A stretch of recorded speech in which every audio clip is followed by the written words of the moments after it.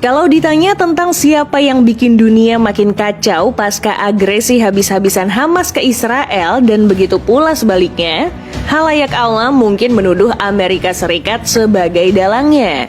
Tapi mungkin banyak yang gak sadar kalau ternyata benda inilah yang merupakan cikal bakal pertempuran berpuluh-puluh tahun ini.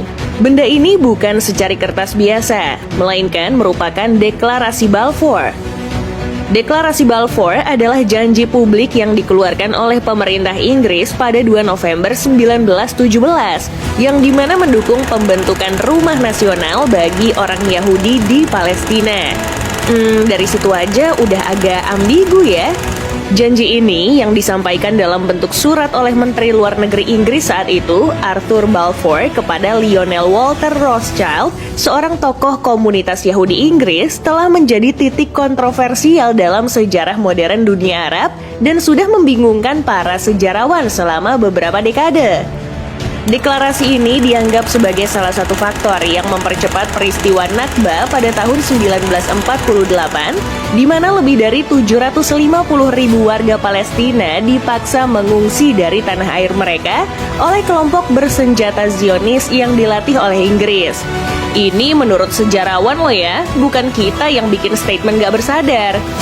Deklarasi Balfour ini ditengarai juga bertentangan dengan janji kemerdekaan Arab dari Kekaisaran Ottoman yang sudah dijanjikan Inggris melalui korespondensi Hussein McMahon pada tahun 1915 dan perjanjian Sykes-Picot tahun 1916 yang menjanjikan pembagian wilayah antara Inggris dan Perancis. Deklarasi tersebut memperkenalkan konsep rumah nasional yang belum pernah ada sebelumnya dalam hukum internasional, dengan istilah yang sengaja dibuat tidak jelas untuk memungkinkan berbagai interpretasi. Meskipun deklarasi Balfour menyatakan bahwa tidak boleh ada tindakan yang merugikan hak-hak sipil dan agama komunitas non-Yahudi di Palestina, pada kenyataannya mandat Inggris memfasilitasi pembentukan infrastruktur dan pemerintahan sendiri bagi komunitas Yahudi, sementara orang-orang Palestina dilarang melakukan hal yang sama. Sejarawan mencatat bahwa Inggris tidak sendirian dalam tanggung jawab atas deklarasi Balfour, dengan Prancis juga mengumumkan dukungannya sebelum dikeluarkannya deklarasi.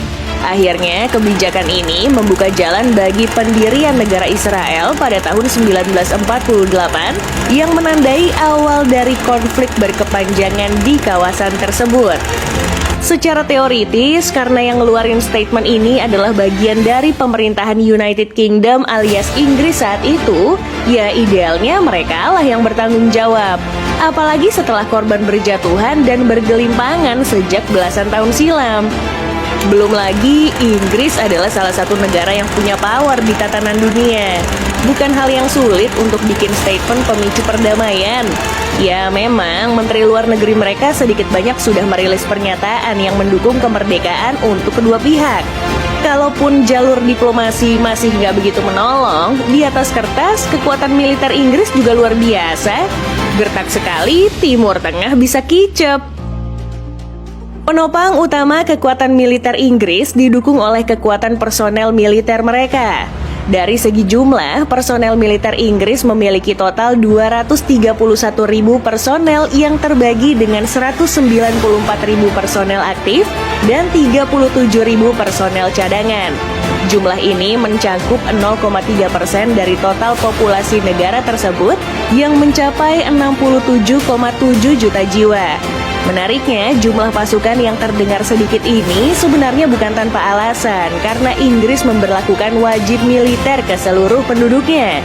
Jadi, dalam keadaan darurat, jumlah yang sedikit ini bisa mendapat bantuan dari warga sipil. Jumlah yang sedikit dari personel militer Inggris juga ditengarai ketatnya sesi rekrutmen dengan beragam syarat dan pelatihan. Makanya jarang yang bisa lolos meskipun punya uang. Tapi bicara soal personel, tentu kita nggak boleh melupakan pasukan elit Inggris, yaitu SAS atau Special Air Force yang didirikan pada tahun 1941. Pasukan ini merupakan kelompok kecil yang terbagi atas 3 resimen. Resimen London cuma 21 orang, Resimen Hereford cuma 22 orang, dan Resimen Birmingham cuma 23 orang. tugas dari pasukan elit ini ada beragam, mulai dari menanggulangi aksi terorisme, gerakan intelijen, perang gurunung, dan operasi khusus.